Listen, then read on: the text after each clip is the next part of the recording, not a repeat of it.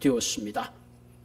밤새도록 들쥐를 피해 다니느라 한잠도 잠을 자지 못했습니다. 밤새도록 쫓겨다니다 이윽고 이른 아침이 되었습니다. 병아리들이 덩치 큰 독수리 새끼를 쳐다봅니다. 왜 너는 지난밤에 들쥐들을 우리에게 보호해 주지도 못하고 아무것도 뭐하니? 너는 덩치만 컸지 쓸모없는 존재야. 그렇게 어느덧 세월은 흘러 새끼 독수리도 점점 크고 이제 늙어갔습니다. 그러던 어느 날 한 점 구름 없는 하늘에 큰 새 한 마리가 하늘을 유인하는 모습을 봤습니다. 그 새가 하늘을 날자 들쥐도 땅에 있는 모든 짐승들이 다 숨을 죽이며 동굴에 피하는 모습을 보았습니다. 독수리는 생각했습니다. 나도 저 하늘 한번 높이 날아봤으면 좋겠는데 옆에 있던 닭이 말합니다. 야, 너 꿈도 꾸지 마. 너는 닭이야. 너는 절대로 저 하늘 높이 날 수도 없어. 너는 들쥐에 쫓겨다니는 겁장이잖아.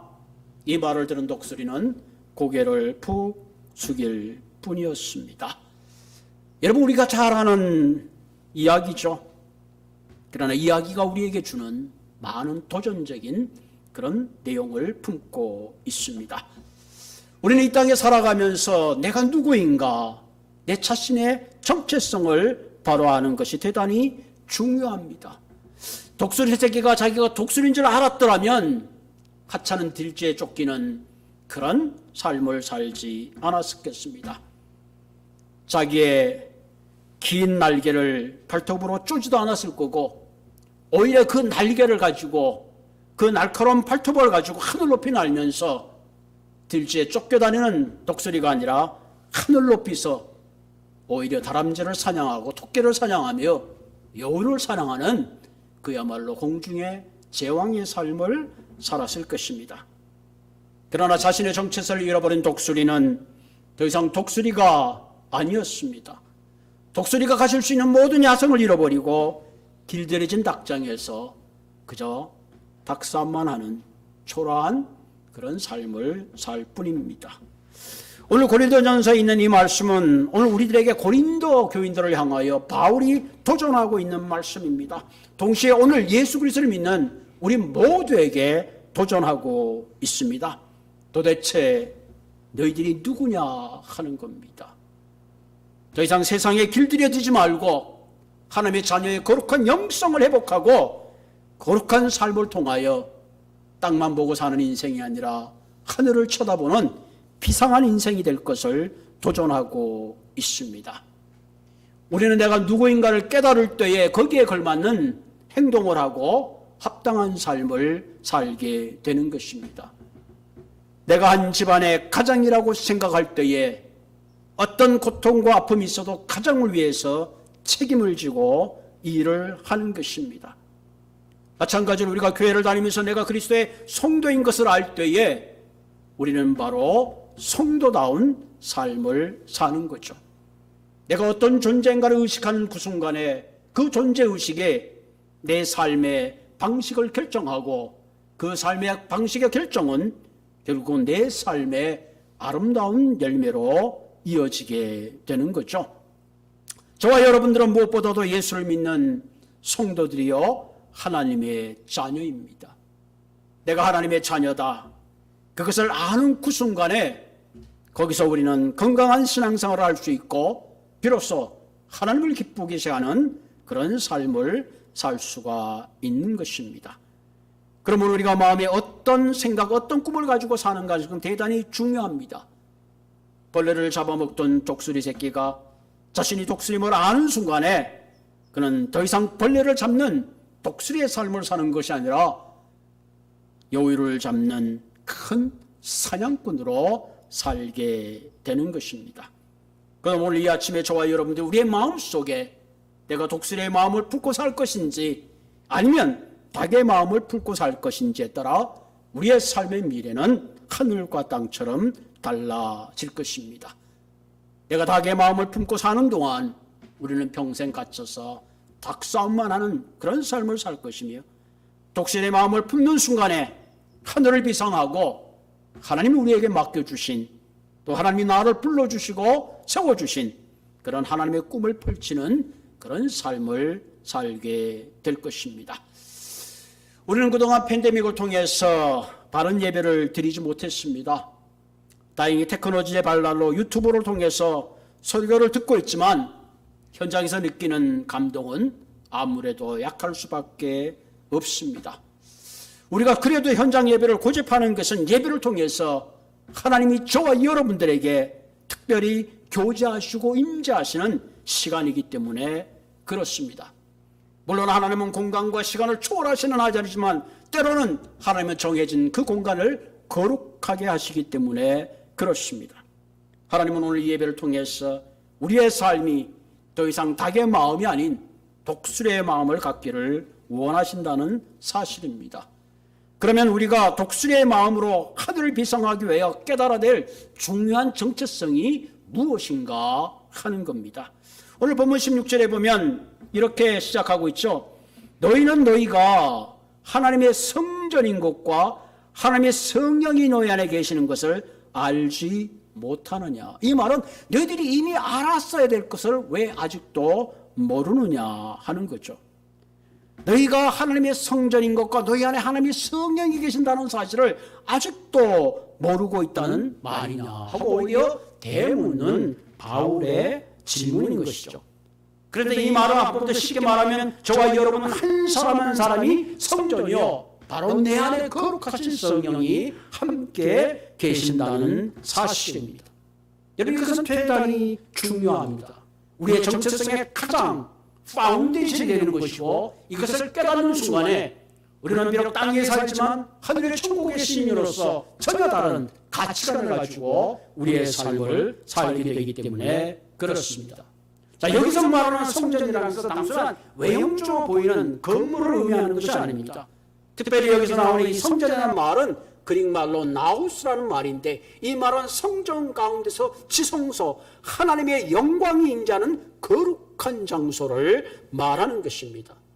여러분 구약에서는 성소, 지성소, 건물을 지칭했다면 신약에 와서는 이 템플이라고 말할 때 보통 예수 그리스도의 몸을 성전이라고 표현했습니다. 요한복음 2장 19절에 보면 예수님께서 성전을 깨끗게 하실 때에 유대인들이 말합니다. 당신이 무슨 권리로 이 성전에 들어와서 이렇게 성전을 채찍을 들고 노끈을 들고 장사하는 자를 다 쫓아내십니까? 그렇게 반문할 때에 요한복음 2장 19절에 보면 예수님이 이렇게 말하죠. 너희가 이 성전을 홀라 내가 사흘 만에 이 성전을 일으키리라. 이 성전을 허물이며 사흘 만에 내가 이 성전을 세우겠다는 거예요. 유대인들이 깜짝 놀랐습니다. 아니 당신 미쳤어? 이 성전을 짓는데 46년이 걸렸는데 당신이 무슨 수로 사흘 만에 이 성전을 일으킨단 말인가? 당신이 이렇게 성전을 없은 여기는 것은 성전을 모독하는 것이라. 그리고 예수님을 질타했습니다. 그러나 21절에 보면 예수님께서 이렇게 말하죠. 그러나 예수는 성전된 자기 육체를 가리켜 말씀하시니라. 나중에 예수님께서 십자가에 돌아가시고 부활하실 때 제자들은 비로소 아 그렇구나 예수님이 죽은 가운데 사흘 만에 부활하실 것을 이렇게 말씀하셨구나 하는 것을 비로소 깨닫게 된 것이죠. 여러분 고린도전서 12장 27절에 보면 바울 서신은 성전을 우리 몸에 비유해서 이렇게 표현했습니다. 너희는 그리스도의 몸이요 지체의 각 부분이라. Now you are the body of Christ and each one of you is part of it. 너희들의 바디는 예수 그리스도의 한 지체다. 그렇게 말하는 거죠. 그래서 한 지체가 고통을 받으면 다른 지체도 함께 고통을 받고 한 지체가 영광을 받으면 다른 지체도 함께 즐거워하고 영광을 얻게 되는 거죠.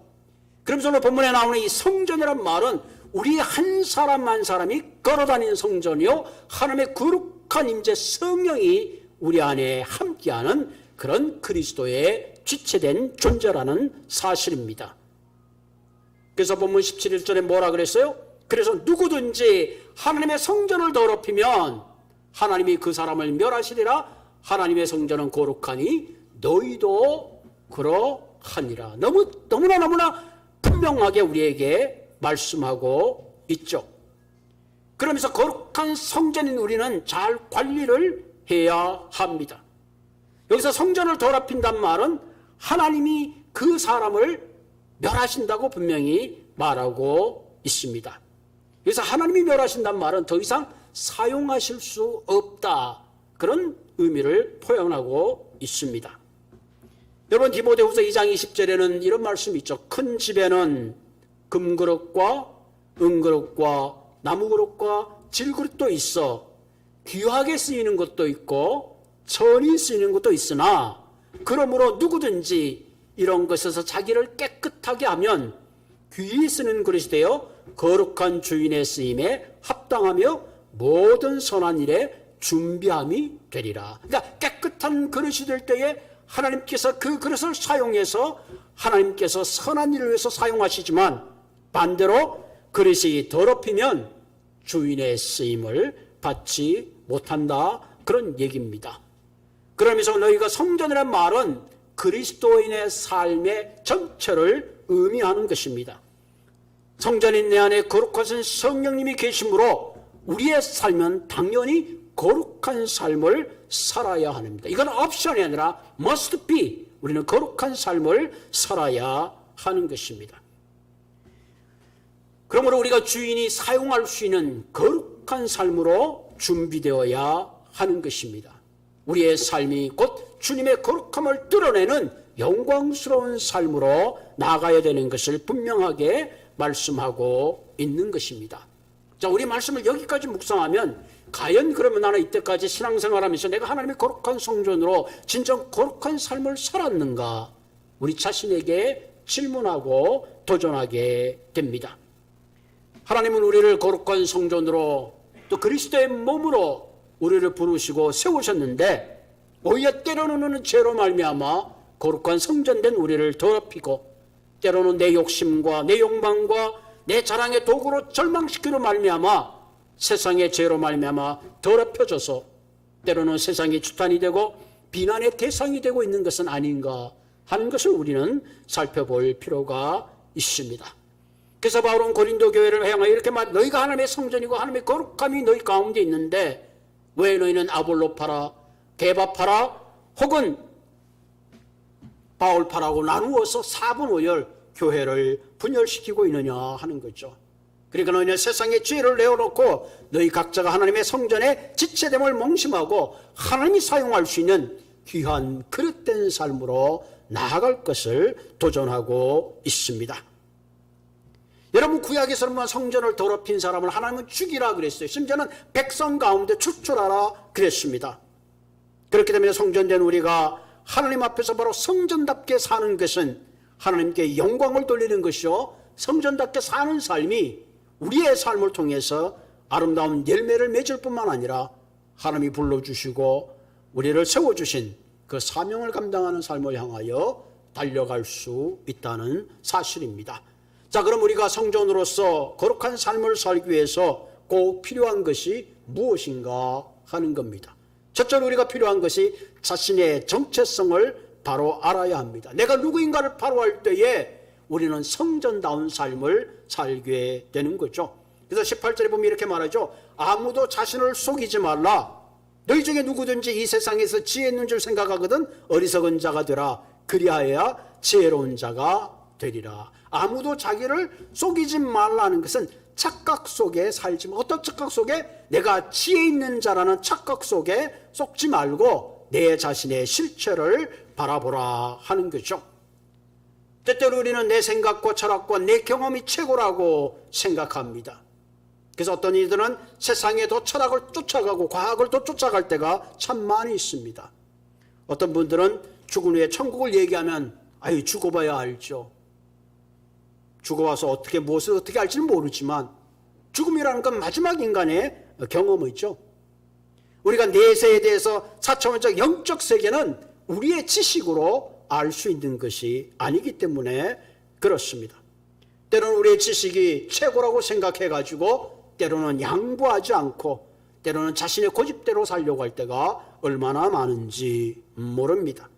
때로는 세상에 지혜 있는 척하면서 자신이 가진 스펙을 가지고 다른 사람을 무시하는 경우도 있습니다. 오늘 본문에 보면 스스로 지혜 있다고 생각하는 사람은 오늘 본문에 보니까 사실은 지혜 있는 사람이 아니다 하는 거죠. 여러분 그렇잖아요. 보리도 익으면 머리를 숙이듯이 똑똑한 척하는 사람은 사실 똑똑한 사람이 아니죠. 하나님, 나는 어린아이와 같습니다. 주님이 내 인생을 책임져 주지 않고 주님이 내 인생을 인도해 주지 않으면 나는 갈 바를 모르는 지극히 미련한 사람입니다. 바울은 삼층천을 갔다 오고 바울이 사용했던 손수건만 갖다 대도 병자가 벌떡벌떡 일어나던 능력의 사람이었지만 그는 하나님 앞에서 만삭되지 못한 자신의 모습을 주님 앞에 내어놓는 것을 우리가 보게 되는 거죠. 그런 의미에서 진정한 의미에서 내가 누군가를 바로한다는 것, 내가 얼마나 부족하고 연약한 존재인가를 우리는 실존적으로 깨달아야 합니다. 하나님의 도움 없이는 나는 한 발자국도 움직일 수 없습니다. 그럴 때에 우리는 하나님 앞에서 진정 주님의 인도함을 받는 그런 참된 지혜를 소유하는 백성이 될 수가 있는 것입니다. 본문 19절에 뭐라 그랬어요? 이 세상의 지혜는 하나님께 어리석다 그랬습니다. 아무리 세상적 지혜가 뛰어난다고 할지라도 하나님은 우리가 가지고 있는 이 지혜가 너무나 어리석다는 겁니다. 우리가 가지고 있는 테크놀로지, 우리가 가지고 있는 과학, 목성을 간다고 그러고 여러 가지 별을 연구하고 있다 그러지만 우리는 지난 팬데믹을 통해서 눈에 보이지 않는 그 병균 앞에 온 인류가 하루아침에 아무것도 아닌 것을 깨달았습니다. 욥기서 5장 13절에 뭐라 그랬어요? 지혜로운 자가 자기의 계략을 빠지게 하고 강교한 자의 계략을 무너뜨리므로 그들은 낮에도 어둠을 만나고 대낮에도 더듬기를 밤과 같이 한다 그랬습니다. 그런데 이런 말을 하죠. 자기 꾀에 자기가 빠진다. 여러분, 인간이 가지고 있는 지식, 결국 그걸로 바벨탑을 쌓으려고 그러지만 결국은 바벨탑은 형편없이 무너지고 마는 겁니다. 대표적인 예가 우리가 에스더에 나오는 하만이죠. 여러분, 이 하만이라는 사람은 아말렉의 왕족이고 페르시아 왕 때의 총리 대신이었습니다. 그는 에스더와 모르드게를 못마땅하게 생각하게 하고 이스라엘 백성들을 하룻밤에 도륙하려고 날짜를 정했습니다. 그리고 그는 모르드게를 장대에 달기 위해서 부하들을 시켜서 큰 장대를 만들었지만 결국은 자기 꾀에 자기가 빠져서 그 장대에 매달리는 그런 인생을 마감하고 만 것입니다. 그러므로 우리는 하나님 앞에 겸손해야 합니다. 주님, 나는 어린아이와 같습니다. 나는 주님의 도움이 필요합니다. 우리가 예수 그리스도가 자녀가 되어 하루아침에 모두가 거룩하고 흠없는 삶을 살 수 있는 것이 아니에요. 우리 모두는 자신의 부족함을 드러내 보이고 하나님 앞에 매일매일 거룩함을 추구하는 훈련을 해야 합니다. 이게 대단히 중요합니다. 제가 이 말씀을 이렇게 준비를 하면서 그런 생각이 벌떡 들더라고요. 우리가 일을 위해서 애를 쓰고 내 몸에 워크아웃을 위해서 애를 쓰고 골프볼 들어가 봐야 안 들어가 별 차이도 없는데 그걸 위해서 불철주야 연습하고 애를 쓰잖아요. 그거에 비해서 내가 하나님의 말씀을 하고 내 영적 삶을 위해서 내가 투자하고 시간하는 노력이 얼마나 있느냐는 겁니다. 겨우 주일에 와서 설교 한 번 듣는 거 그것도 힘들어서 나오지 못하고 있다면 과연 우리가 주님 앞에 언제쯤 성장해 나갈 수 있느냐 하는 그런 도전을 받게 되는 것입니다. 어떤 의미에서 우리의 인생은 모두가 미완성의 인생입니다. 주님 앞에 서는 그날까지 어떻게 보면 공사 중의 인생인 것입니다. 그런 의미에서 서로를 판단하고 가르치기보다는 허물을 덮어주고 가리워주는 그런 삶을 살아야 하는 것입니다. 우리가 아름다운 공동체를 세우기 위해서는 우리는 하나님의 은혜를 구해야 합니다. 어떤 의미에서 하나님의 거룩한 성전을 지어가기 위해서는 그 지어가는 벽돌이 바로 우리라는 거죠. 그 벽돌이 내 마음대로 올려지는 것이 아니라 하나님의 계획에 따라 내가 있어야 될 자리에 있을 때에 그 건물을 지탱하는 든든한 벽이 될 수 있다는 사실입니다. 에베소서 3장 20절에 뭐라 그랬어요? 너희는 사도들과 선지자들의 터 위에 세우심을 입은 자라. 그리스도 예수께서 친히 모퉁이 돌이 되었느니라. 그 안에서 건물마다 서로 연결하여 주 안에서 성전이 되어가고 너희도 성령 안에서 하나님이 거하실 초소가 되게 하여 그리스도 예수 안에서 함께 지어져 가느니라. 내가 예수를 믿는 그 순간부터 하나님의 거룩한 초소가 되게 해서 그리스도 예수 안에서 함께 지어져 간다 그랬습니다. 그런 의미에서 우리 사랑하는 성도 여러분, 우리 한 사람 한 사람의 인생은 성령님에 의해서 공사 중인 인생입니다. 그렇기 때문에 날마다 나의 거룩한 삶을 위해서 시간을 투자하고 애쓰고 노력해야 하는 것입니다. 두 번째 우리가 필요한 것은 뭐냐면 자랑하지 말라. 자, 하나님이 내게 주신 축복이 무엇인가 알 때에 우리는 세상 것을 자랑하지 않고 세상 것을 바라보지 않습니다. 여러분, 이 부자라는 개념이 한국하고 미국하고 좀 많이 다르죠? 뭐 아무리 큰 부자도 몇 달러 먹으니까 미국에서 이 부자의 개념은 사실 엄청나죠. 적어도 뭐 이런 얘기를 하죠. 어떤 분들이 롤스로이스 운전자가 있어야지 부자다. 혹은 뭐 비행기가 있어야지 부자다. 사실 그건 진짜 부자가 아니죠. 장로님이 그래요. 목사님 왜요? 나 대단한 부자를 봤습니다. 어떻게 이마에 부자라고 써 있어요? 제가 언젠가 양복을 살 때 양복 안에 명품이라고 썼더라고. 그건 명품이 아니야. 명품이라고 쓸 필요가 없는 게 명품이죠. 그저 허름한 트럭을 몰고 청바지를 입고 시니어 커피를 마시지만 실제로 그 사람의 땅은 엄청나다. 그게 진짜 부자죠. 마음이 부유한 사람은요, 쓸데없는 걸로 자랑하지 않습니다.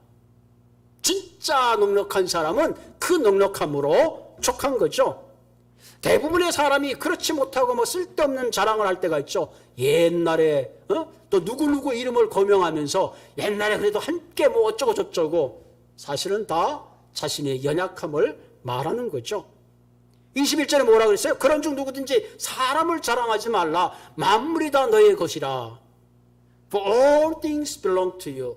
그까짓 것 100년밖에 못 사는 사람, 그 사람의 백 같은 거 자랑하지 말라는 거죠. 이 고린도 교회는 바울을 자랑했습니다. 아볼로를 자랑했습니다. 게바를 자랑했습니다. 상당히 대단한 사람이죠. 그 당시에는 정말 출중한 교회의 리더들입니다. 내가 바울과 식사를 한번 했다는 것만으로도 나의 존재감이 드러나는 그런 상황이죠. 그런데 오늘 성경은 뭐라 그래요? 자랑하지 말라 하는 거죠. 20월에 바울이나 아볼로나 게바나 세계나 생명이나 사망이나 지금 것이나 장래 것이나 다 너의 것이다. 바울도 게바도 아볼로도 결국은 너희들을 섬기고 하나님의 전을 이루어가는 그런 것이라는 거죠. 그렇기 때문에 가장 중요한 것은 세상의 빡백이나 사람을 자랑하는 그런 것이 아니라 바로 너희 한 사람 한 사람이 성령되고 하나님께 세상의 모든 만물을 너희 것으로 주신 그 놀라운 축복 주신 하나님을 자랑하라 하는 것입니다. 너희가 하나님의 자녀요 세상 만물이 다 너에게 속해 있는데 뭐 모자라서 쓸데없는 것을 자랑하느냐 하는 거죠.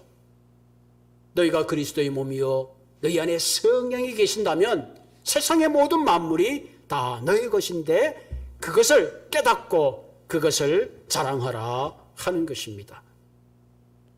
그래서 세 번째 뭐라고 해서 23절에 너희는 그리스도요 그리스도는 하나님의 것이다. All things belong to you and you belong to Christ and Christ belong to God. 그러니까 내가 하나님께 속해 있다는 얘기는 내가 그리스도께 속해 있다는 것은 하나님께 속한 세상 만물이 다 내게 속했다는 이 엄청난 축복을 깨달아야 된다는 사실이죠.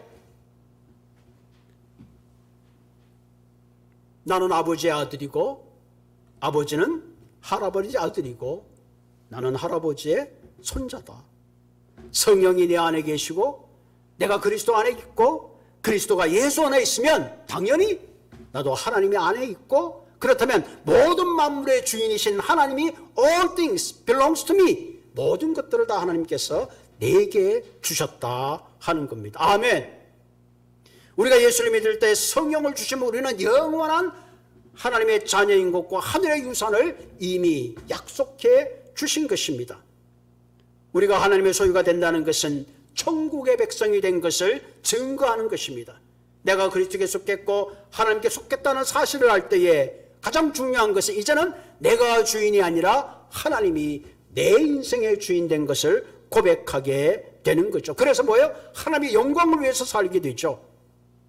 여러분 한번 생각해 봅시다. 내가 내 인생의 주인이 되어서 사는 것보다 하나님이 내 인생의 주인이 되어 사는 것이 어떤 것이 낫겠습니까?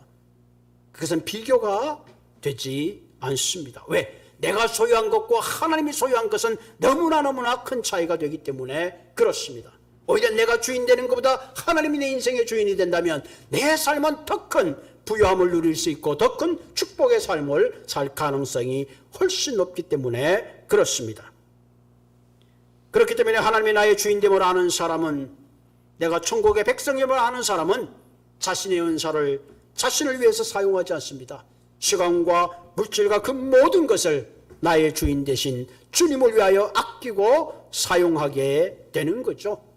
그래서 요한복음 10장 29절에 뭐예요? 그들을 내게 주신 아버지는 만물보다 크심에 아무도 아버지 손에서 빼앗을 자가 없다. 우리가 잘 아는 말씀 로마서 8장 38절 39절에 뭐라고 했어요? 내가 확신한다.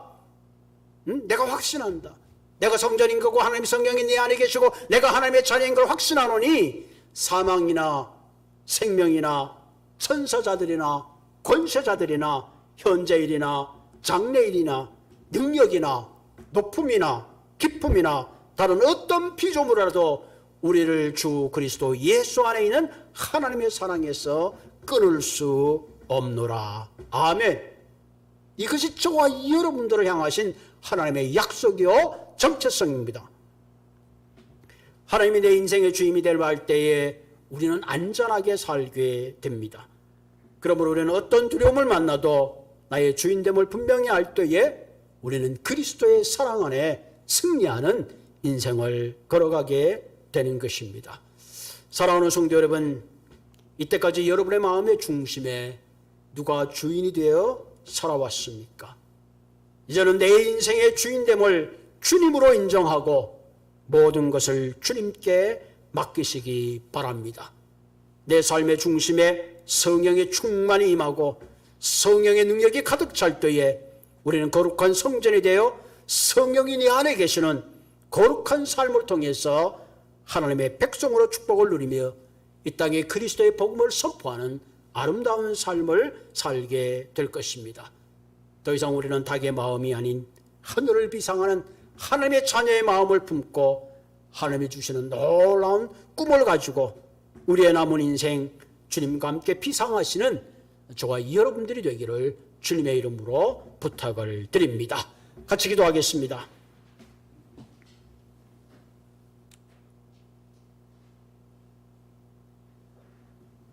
오늘도 살아계셔서 다시 한번 내가 누구인가를 깨닫게 하시는 하나님,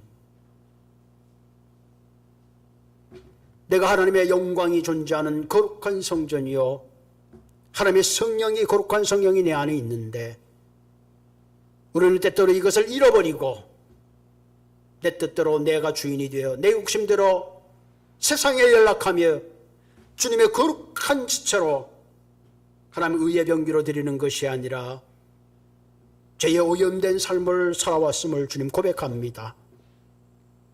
오 하나님, 이제 다시 한번 내가 하나님의 자녀요 내가 성전이요 내 안에 거룩한 성령이 계심으로 이제는 하나님 내 뜻과 내 마음대로 내 말추신경을 자극하는 대로 세상을 살아가는 것이 아니라 주님과 매인바되는 주님의 뜻을 위하여 나를 부르신 하나님의 영광을 위하여 살아가는 우리 모두가 되게 하여 주옵소서. 우리의 남은 날이 얼마나 남았는지 알지 못하오나 그러나 그 남은 시간들을 우리가 아끼고 쪼개어서 이 땅에 참된 거룩함을 주님의 이름을 주님의 놀라운 복음의 비전을 나누고 전하는 그 삶을 향하여 우리의 삶을 드리게 하여 주옵소서. 하나님, 이런 삶이 내 결단만으로는 절대로 불가능한 것을 주님 고백합니다. 오늘도 성령께서 날마다 나를 지배하시고 다스려 주시고 충만케 하여 주옵소서. 그래서 매일매일 이 거룩함을 위하여 훈련하게 하여 주시고 그 거룩함이 성숙하게 하여 주시고 주님 앞에 서는 그날 주님이 준비하신 의의 면류관, 생명의 면류관, 영광의 면류관을 드리는 아름다운 삶을 살 수 있도록 주님 함께 하여 주시옵소서. 나사렛 예수님의 이름으로 감사하며 기도드리옵나이다. 아멘.